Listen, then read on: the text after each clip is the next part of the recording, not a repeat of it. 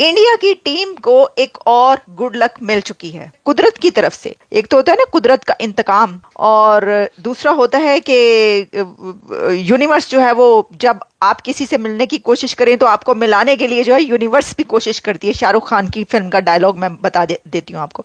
कुछ ऐसे ही हुआ है सर। यूनिवर्स ने ना एक ऐसी चाल चली है कि भारतीय टीम के अब और ज्यादा चांसेस हो गए हैं कि वो जीतेंगे ही जीतेंगे। वो कैसे?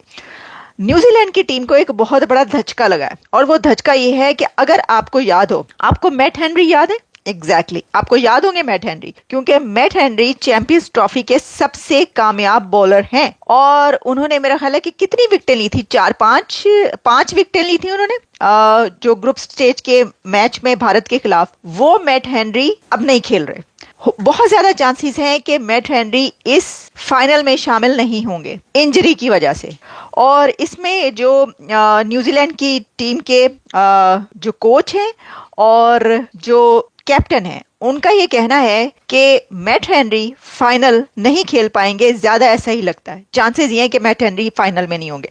तो देखिए, जब किसी टीम का वो बॉलर जिसके बारे में कहा जाए कि ये चैंपियंस ट्रॉफी का सबसे सक्सेसफुल बॉलर रहा, अगर वो उस टीम से निकल जाए तो उस टीम के लिए ये एक जो है ना नफसियाती तौर पर भी बहुत बड़ा धचका है। वो खेलने से पहले ही वो ये कह रहे हैं कि ये क्या हो गया। तो जब खेलने से पहले ही कोई टीम ये कहना शुरू कर दे, उसके ऊपर एक वो बर्डन आ जाए और वो सोचना, तो फिर तो आप समझें कि आधा मैच वहीं पर हार गए ना आप। अब वो कह रहे हैं कि भाई ये जो है ये तो ये हो गया।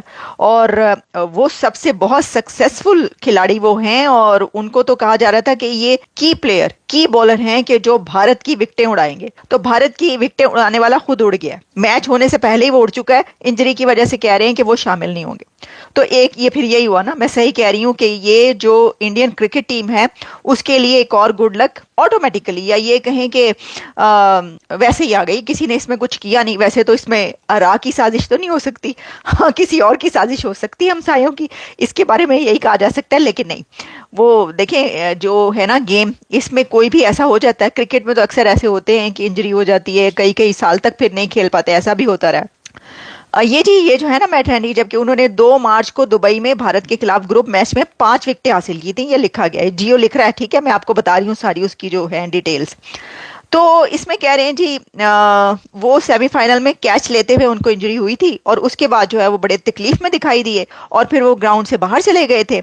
लेकिन फिर इसके बाद जो है साउथ अफ्रीका की इनिंग्स के आखिरी ओवर में भी आखिरी ओवर्स भी उन्होंने करवाए थे। लेकिन अब और करवा लें आप आखिरी ओवर साउथ अफ्रीका की, उसमें अब देख लें वो उस इस मैच में करवाने के काबिल ही नहीं रहे। तो उनके स्कैन करवाए गए हैं मैट हेनरी के, और उसमें ये पता चला है कि इनको हो सकता है खेल लें, लेकिन वो हैं बहुत ज्यादा तकलीफ में, और इस तकलीफ की वजह से हो सकता है कि वो फाइनल में शामिल ना हो। तो अगर वो फाइनल में शामिल नहीं होते तो बड़ी गुड लक है। लेकिन मैं आपको बता दूं कि किसी एक खिलाड़ी के होने या ना होने से जितनी स्ट्रांग इंडिया की टीम जा रही है इससे कोई फर्क नहीं पड़ता। लेकिन अब एक और बात हुई ये है कि पहले तो ये कहा जा रहा था ना कि जी देखिए पाकिस्तानी प्लेयर्स रो रहे हैं, वहां पे तो पिट्टन पड़ गया, वहां पे तो मातम हो रहा है।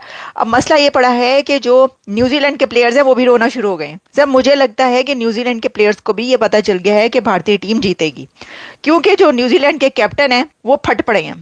न्यूजीलैंड के कैप्टन ने भी पहले तो कह रहे थे ना कि देखिए पाकिस्तान के शाहिद आफरीदी ने ये कहा कि जी ये जो हैं ये पैम्परिंग की वजह से उनको इतना कुछ दिया जा रहा है, इंडियन क्रिकेटर्स को इस वजह से जीत रहे हैं, उनका ख्याल कितना रखा जाता है, उनको तो पता नहीं वो क्या क्या खिलाया जा रहा है, क्या क्या, ऐसा लगता है कि जैसे पता नहीं क्या हो गया।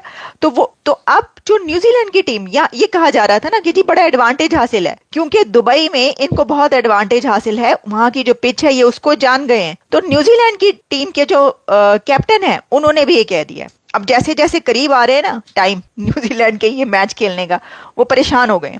अब उन्होंने क्या कहा है? उन्होंने ये कहा है कि जी जो दुबई की पिच है उसके ऊपर इंडिया को एडवांटेज हासिल है, और उसमें उन्होंने ये कहा कि दुबई एडवांटेज पर उन्होंने बात की कि भारत ने अपने तमाम मैचेस, जितने भी मैचेस है भारत के, उसने दुबई में खेले हैं, इसलिए इंडिया को वहां की दुबई की पिचेस और कंडीशंस का पता चल गया है। और फिर उन्हें कहा कि जाहिर सी बात है भाई, जब आपको पता चल जाता है किसी चीज का कि आपने कैसे खेलना है उस पिच पर, क्योंकि आपके सारे मैचेस वहीं पर हो रहे हैं, और तो फिर आप अच्छा खेलते हैं। अब वो रो रहे हैं, अब न्यूजीलैंड क्रिकेट टीम के कैप्टन भी ये रो रहे हैं, ये कह कह के भाई ये रोना ही है। देखें, इसमें मैं आपको बताती हूँ क्यों है राना। मैं वैसे नहीं कह रही कि जी आपको मैं इसमें लॉजिक दूंगी। अच्छा, फिर उन्होंने कहा कि पिचेस से आपको पता चलता है कि आपने कैसे खेलना है। उन्होंने कहा लेकिन लाहौर के मुकाबले में जो है वो पिच थोड़ी स्लो हो सकती है और इस पर जो है हम कोशिश करेंगे कंट्रोल करने की कि जी स्लो पिच है तो कैसे खेलना है कैसे नहीं खेलना। अच्छा, अब इससे जो है वो ये कहा जा रहा है कि ये पता चलता है कि उनको चैलेंजेस का सामना इस वक्त न्यूजीलैंड में ये साफ पता चल रहा है कि एक तो उनके जो फास्ट बॉलर हैं वो इसमें हो गए बड़े अच्छे बॉलर, और दूसरी तरफ वो ये कह रहे हैं कि अब क्या करें, तो ऐसा कह देते हैं कि पहले ही कह देते हैं जैसे कि पाकिस्तान कह रहा है कि जी ये तो पैम्परिंग हुई टीम की, ये तो एडवांटेज हुआ हासिल हुआ इनको दुबई टीम वहां पे दुबई पिच का, तो हम भी ये कह दें। तो उन्होंने भी अब ये कह दिया। उन्होंने कहा जी जब तक आप मैच के लिए तैयार हो सब अच्छा रहता है। लाहौर में मुकाबला अच्छा रहा और फिर लेकिन उनकी जो बात है वो यही है कि अब वो जैसे ही दुबई पहुंचे तो लाहौर से दुबई पहुंचे तो उन्होंने ये बात की है।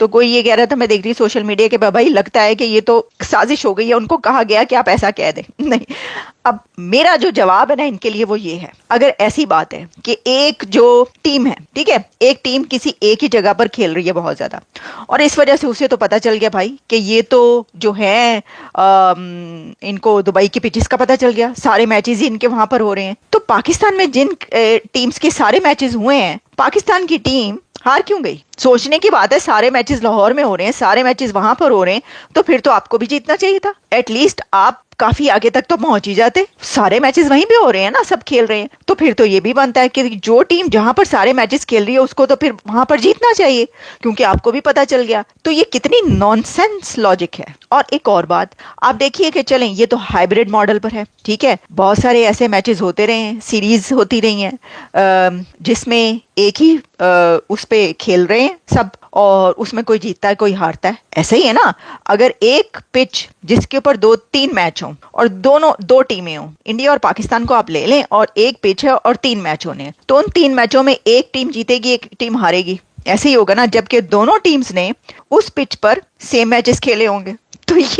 तो ये मैं बोल रही हूँ कि ये क्या लॉजिक है कि आप कह रहे हैं कि पिच का पता चल गया तो इसलिए आप जो है, ऐसा नहीं हो सकता। ये बड़े वही मैं कह रही हूँ कि अब उन्होंने भी रोना शुरू कर दिया, न्यूजीलैंड की टीम ने भी लगता है कि ये जो है इससे ये पता चलता है, रोना शुरू कर दिया। लेकिन अच्छा, एक और रोना पड़ गया सर, एक और रोना पड़ गया, पिटन पड़ गया। मैं देख रही थी कि यहाँ पर जो है ना जो कदाफी स्टेडियम जो बनाया गया इतना अच्छा सा, उसके ऊपर अब मीम्स चल रही हैं और मीम बन रही है या ये हमें तो स्क्रीनशॉट्स मैंने देखे अभी, तो उसमें पता ही चला कि कहा जा रहा है कि अब कदाफी स्टेडियम का क्या करना है। तो उन्होंने कहा कि वहां पर ईद की नमाज होगी। मतलब तो कोई बात नहीं, हद नहीं होगी, अच्छी बात है, ईद की नमाज होगी।